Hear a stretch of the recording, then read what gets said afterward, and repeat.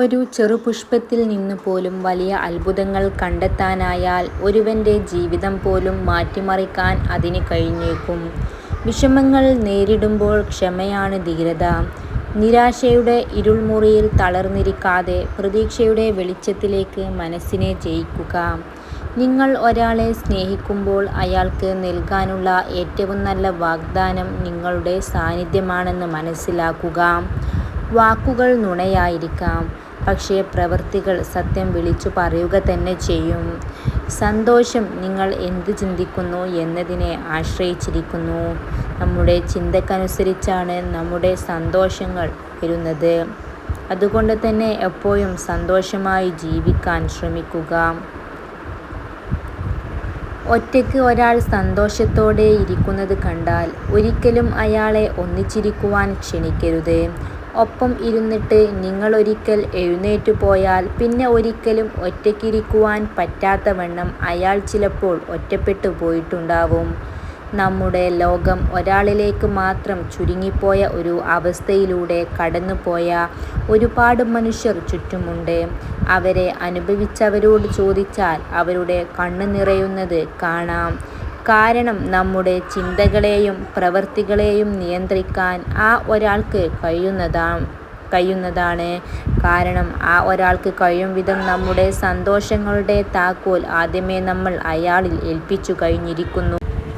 ഒരാളുടെ മനസ്സറിയണമെങ്കിൽ അവരുടെ വാക്കുകൾ ശ്രദ്ധിക്കുക. നിങ്ങൾക്കവരുടെ ഹൃദയം അറിയണമെങ്കിൽ അവരുടെ പ്രവൃത്തികൾ ശ്രദ്ധിക്കുക. നിങ്ങൾക്കുണ്ടാകുന്ന തെറ്റുകൾ തിരുത്തുക. നിങ്ങളോടുണ്ടാകുന്ന തെറ്റിദ്ധാരണകളെ തിരുത്തേണ്ട ആവശ്യമില്ല. അവരെ ഒഴിവാക്കുക. മുന്നോട്ട് പോവുക. ഒരില കൊഴിഞ്ഞെന്നു കരുതി ഒരു മരവും വീണ ചരിത്രമില്ല എന്ന് മനസ്സിലാക്കുക. അറിവിനു ശേഷം അഹങ്കാരം ജനിച്ചാൽ ആ അറിവ് വിഷമാണ്. എന്നാൽ അറിവിനു ശേഷം വിനയമാണ് ജനിക്കുന്നുവെങ്കിൽ ആ അറിവ് അമൃതമാണെന്നർത്ഥം. നമ്മെ രക്ഷിക്കാൻ നമുക്കല്ലാതെ മറ്റാർക്കും കഴിയില്ല. നമുക്ക് നമ്മളെ ഉണ്ടാവൂ. അതുകൊണ്ട് തന്നെ നമ്മൾ നടക്കേണ്ട ദൂരം നമ്മൾ തന്നെ നടന്ന് തീർക്കണം. നടന്നേ തീർക്കേണ്ടത് നമ്മളാണ്. അതുകൊണ്ട് തന്നെ ആരെയും ആശ്രയിക്കാതിരിക്കുക. സ്വന്തം കാര്യം നോക്കി മുന്നോട്ട് പോവുകയും ചെയ്യുക. തനിച്ചാക്കിപ്പോയവരോട് മറ്റൊരാളിൽ സന്തോഷം കണ്ടെത്തി പകരം വീട്ടുന്നവരും ഉണ്ട്. വേറെ ചിലരുണ്ട് ഒരു വാശിക്ക് പോലും മറ്റൊരാളിൽ സന്തോഷം കണ്ടെത്താൻ കഴിയാത്തവർ. തനിച്ചാക്കിയിട്ടും മറക്കാനോ വെറുക്കാനോ കഴിയാത്തവർ. സ്നേഹിച്ചു മതിവരാത്തവർ. ശരിക്കും തനിച്ചായി പോയവർ. മരിച്ചു പോയവരൊന്നും തിരിച്ചു വരില്ലെന്ന് പറയുന്നവർ. അത്രയും ആഴത്തിൽ അവരെ സ്നേഹിക്കാത്തത് കൊണ്ടായിരിക്കാം. എല്ലാ സന്തോഷങ്ങളിലും സങ്കടങ്ങളിലും അവർ ഇല്ലാത്ത ആഘോഷങ്ങളിലും അവർ നമ്മോട് കൂടെ തന്നെയുണ്ട്. അദൃശ്യമായും അവരെ കാണുന്നില്ല, സ്പർശിക്കാൻ പറ്റുന്നില്ല എന്ന് മാത്രമേയുള്ളൂ. നമ്മളെ തൊട്ടുപോകുന്ന കാറ്റിനു പോലും പ്രിയപ്പെട്ടവരുടെ മണമായിരിക്കും. പരിഗണിക്കുക എന്നാൽ ഹൃദയത്തിൽ ഒരിടം നൽകുക എന്നാണർത്ഥം. ഒരാൾക്ക് ഈ ലോകത്ത് വെച്ച് നൽകാവുന്നതിൽ ഏറ്റവും മൂല്യം ഏറിയ സമ്മാനങ്ങളിൽ ഒന്നാണത്. മറ്റൊരാൾ എറിയാൻ കല്ല് സൂക്ഷിക്കുന്ന പോലെയാണ് മനസ്സിൽ ദേഷ്യം സൂക്ഷിക്കുന്നത്. സ്വയം പൊള്ളിക്കാനേ അത് ഉപകരിക്കുകയുള്ളൂ. എല്ലാവരെയും സ്നേഹിക്കുക. കുറച്ചുപേരെ വിശ്വസിക്കുക. എല്ലാം യാഥാർത്ഥ്യമാണ്. എന്നാൽ എല്ലാവരെയും സത്യസന്ധരല്ല. പകയുള്ളവർ അപവാദങ്ങൾ സൃഷ്ടിക്കും. വിഡ്ഢികൾ അത് പ്രചരിപ്പിക്കും. മൂഢന്മാർ അത് പ്രചരിപ്പിക്കും. തൻ്റേതായ ഇടം കണ്ടെത്തലാണ് നമ്മുടെ ജീവിതത്തിൻ്റെ അർത്ഥം. തീർച്ചയായും തൻ്റെ ഇടം ഒരു ആയുധം തന്നെയാണ്. തൻ്റേതായ ഇടം കണ്ടെത്താൻ നിലപാടുകൾ വേണം. നിലപാടുകൾ എടുക്കാനും അതിലുറച്ചു നിൽക്കാനും ആവശ്യം തന്നെയാണ്. ഒരു കാലം വരെ എല്ലാവരും വർണ്ണപ്പട്ടങ്ങൾ തന്നെയാണ്. പക്ഷേ പിന്നീടങ്ങോട്ട് ആരുടെ കയ്യിലാണോ അതിൻ്റെ ചരടിരിക്കുന്നത് അതുപോലെ ഇരിക്കും വർണ്ണവും വർണ്ണപ്പകിട്ടും. ഒരാൾ പറഞ്ഞതായാലും മറ്റൊരാൾ പറഞ്ഞതായാലും ഗ്രന്ഥങ്ങളിൽ നിന്ന് വായിച്ചറിഞ്ഞതായാലും നിങ്ങളുടെ സാമാന്യ ബുദ്ധിക്ക് നിരക്കാത്തതൊന്നും സ്വീകരിക്കാതിരിക്കുക. നല്ലൊരു വ്യക്തിയാവുക. അത് മറ്റുള്ളവരെ ബോധ്യപ്പെടുത്തി സമയം കളയേണ്ട ആവശ്യമില്ല. അതിരുകളില്ലാത്ത ശക്തമായ സ്നേഹത്തിൻ്റെ സ്വരം എപ്പോഴും ദേഷ്യമായിരിക്കുമെന്ന് മനസ്സിലാക്കുക. മുഖം മണ്ണിനോട് ചേരുന്ന ഒരു ദിവസം നമുക്ക് വന്നു ചേരാനുണ്ട്.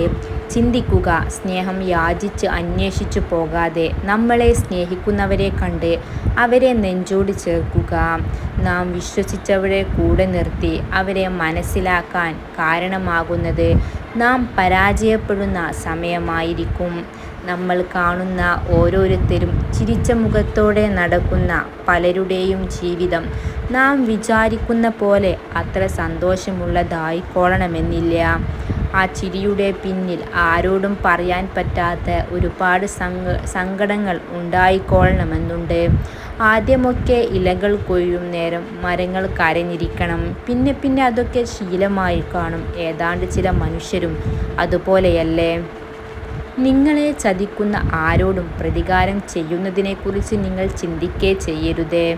അവർ അതിൻ്റെ കർമ്മഫലം അനുഭവിച്ചേ തീരൂ. നിങ്ങൾക്ക് ഭാഗ്യമുണ്ടെങ്കിൽ അത് നിങ്ങളുടെ കൺമുന്നിൽ വെച്ച് തന്നെ നടക്കും. ജീവിതത്തിൽ സംഭവിച്ചതിൽ ഒരിക്കലും പക്ഷാതപിക്കരുതേ. അത് മാറ്റാനോ പഴയപടി ആക്കാനോ മറക്കാനോ കഴിയില്ല. അതുകൊണ്ട് അതൊരു പാഠമായി എടുത്ത് മുന്നോട്ട് പോവുക. തനിച്ചാകും എന്ന ഭയത്താൽ സ്നേഹം യാചിച്ചു വാങ്ങാതിരിക്കുക. സ്നേഹിക്കാനും പരിഗണിക്കാനും നിങ്ങൾക്ക് നിങ്ങളോളം ഒരു കൂട്ട് അസാധ്യമാണെന്ന കാര്യം മനസ്സിലാക്കുകയും ചെയ്യുക.